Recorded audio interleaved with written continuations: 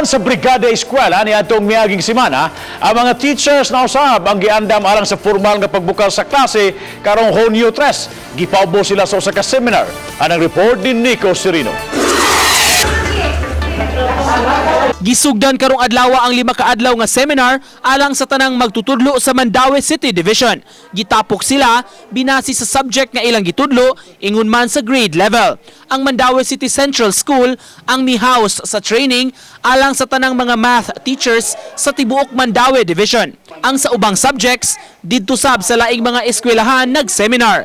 Ang training kabahin sa preparasyon sa Department of Education sa balik eskwela sunod semana. Useful is to prepare the teachers labi na for quarterly assessment and summative assessments. That is why ang among supervisor, Sir Roylan, nag-conducted the training ani. Gihangop sa mga magtutudlo ang training alang kanila. Parte gihapon kini sa K-12 Basic Education Program sa nasod. Subay ini ang pagpadayag nila sa ilang kaandam sa pagsugod na sa klase karong umaabot Lunes. Of course, yes.